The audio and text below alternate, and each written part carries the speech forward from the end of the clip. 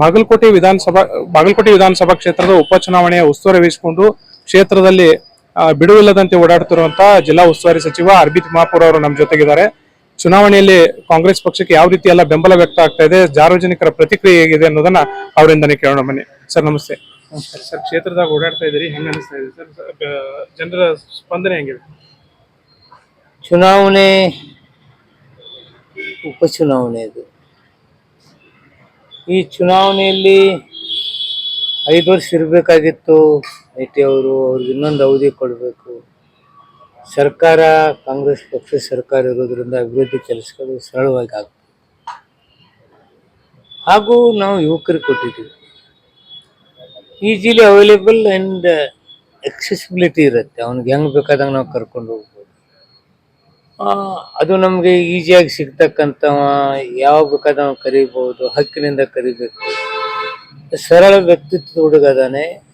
ಒಂದು ಕಡೆ ವ್ಯಕ್ತಿ ಆ ಹುಡುಗ, ಇನ್ನೊಂದು ಕಡೆ ನಮ್ಮ ಪಕ್ಷದ ಹಲವಾರು ಕಾರ್ಯಕ್ರಮಗಳು, ನಮ್ಮ ಮುಖ್ಯಮಂತ್ರಿಗಳು ಡೆಪ್ಟಿ ಸಿ ಎಂ ಮಾಡ್ತಕ್ಕಂಥ ಕೆಲಸಗಳು, ನಮ್ಮ ಕಾರ್ಯವೈಖರಿಗೆ ಹೋದಲ್ಲೆಲ್ಲ ನಮಗೆ ಆರತಿ ಎತ್ತುದ್ರ ಮೂಲಕ, ಶಾಲ್ ಮಾಲೆ ಹಾಕೋದ್ರ ಮೂಲಕ ಚುನಾವಣೆಗೆ ನಾವು ಗೆಲುವನ್ನು ಕೊಡ್ತೀವಿ ಅಂತಕ್ಕಂಥದ್ದು ತಾಯಂದಿರು, ಸಹೋದರರು ಹೇಳ್ತಕ್ಕಂಥದ್ದು, ಯುವಕ ಮಿತ್ರರು ಯುವಕರಿಗೆ ಕೊಟ್ಟಿದ್ದಾರೆ ಅಂತಕ್ಕಂಥ ಮಾತು, ಹಿರಿಯರು ಗೌರವ ಕೊಡ್ತಕ್ಕಂಥ ಮಂತ್ರಿಯವರು ಕೊಟ್ಟಿದ್ದಾರೆ ಅಂತಕ್ಕಂಥದ್ದು, ಇವೆಲ್ಲವೂ ನಮಗೆ ಪ್ಲಸ್ ಪಾಯಿಂಟ್ ಆಗ್ತಾ ಇದೆ. ನಿನ್ನೆ ನೋಡಿ ಎಲ್ಲ ಮೈನಾರಿಟಿ ಅವರು ಇವರೆಲ್ಲರೂ ಹಿಂತೆಗೆದುಕೊಂಡು ಬೆಂಬಲ ಸೂಚಿಸಿದ್ರು. ಇದರ ಮೆಸೇಜ್ ಏನಿದೆ ಅಂದ್ರೆ ಚುನಾವಣೆ ಗೆಲುವು ಖಚಿತ ಅಂತ.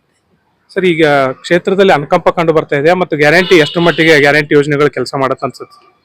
ಅನುಕಂಪ ಇದೆ ಅವ್ರಿಗೆ. ಯಾಕಂದ್ರೆ ಒಬ್ಬ ಸರಳ ಸಜ್ಜನಿಕೆ ವ್ಯಕ್ತಿ, ಎಲ್ಲರನ್ನೂ ಪ್ರೀತಿಯಿಂದ ಕಾಣ್ತಕ್ಕಂಥ ವ್ಯಕ್ತಿ ಇದ್ದ. ಯಾರಿಗೆ ಅಗೌರವ ರೀತಿಯಲ್ಲಿ ನಡ್ಕೊಂಡವಲ್ಲ ಮೇಟಿ ಸಾಹೇಬರು. ಅದಕ್ಕೆ ಅವ್ರಿಗೆ ಅಂತ ಒಂದು ಮನೆತನಕ್ಕೆ ನಾವು ಗೌರವ ಕೊಡೋಣ ಅಂತಕ್ಕಂಥದ್ದಿದೆ. ಯಾಕಂದ್ರೆ ಎಲ್ಲರಿಗೂ ಗೌರವ ಕೊಡ್ತಕ್ಕಂಥ. ಇನ್ನು ಅವ್ರ ಅಭಿವೃದ್ಧಿ ಕೆಲಸಗಳು ಕೈ ಹಿಡಿದ ಗ್ಯಾರಂಟಿ ಯೋಜನೆ ಅಂತೂ 100% ನಾವು ಪ್ಲಸ್. ಇನ್ನೊಂದು, ಈ ಕೃಷ್ಣಾ ಮೇಲ್ದಂಡೆ ಯೋಜನೆ ವಿಚಾರದಲ್ಲಿ ದಾಖಲೆ ಸಹಿತ ನೀವು ಬಂದ್ರೆ ಬಹಿರಂಗ ಚರ್ಚೆಗೆ ನಾನು ಸಿದ್ಧ ಇದ್ದೀನಿ ಅಂತೇಳಿ ಗೋವಿಂದ ಕಾರಜೋಳ ಅವರು ಹೇಳಿದಾರೆ. ಸರ್, ನೀವೇನ್ ಚರ್ಚೆಗೆ ಮುಂದಾಗ್ತೀರಾ ಏನು? ನಾನು ಎನಿ ಟೈಮ್ ಅವ್ರು ಯಾವ ಪ್ಲೇಸು, ಯಾವ ಜಾಗ, ಯಾವ ಟೈಮ್ ಅವ್ರು ಹೇಳಿದ ಟೈಮ್ಗೆ ನಾವು ಬರ್ತೇನೆ. ಅಲ್ಲ ಸರ್, ಅಂದ್ರೆ ಬಿಜೆಪಿ ಅವಧಿ ಒಳಗಡೆ ಮನೆಗೆ ಏನು ಡೆಪ್ರಿಸಿಯೇಷನ್ ಇಲ್ಲದೆ ಇದ್ದ ರೇಟ್ ಮೇಲೆ ಒಂದು 20% ನಾವು ಎಕ್ಸ್ಟ್ರಾ ಕೊಟ್ಟಿದೀವಿ. ಕಾಂಗ್ರೆಸ್ನವ್ರು ಬರೀ ರಾಜಕೀಯ ಮಾಡಿ ಅವಾಗ ದಾರಿ ತಪ್ಪಿಸಿದ್ರು, ಅವ್ರು ಏನೂ ಮಾಡಿಲ್ಲ ಅನ್ನುವಂತ ಮಾತು ಹೇಳಿದಾರೆ ಸರ್ ಕಾರಜೋಳ ಅವರು. ಅವ್ರು ಏನ್ ಮಾಡಿದಾರೆ ಅನ್ನೋದು ಹೇಳಿ.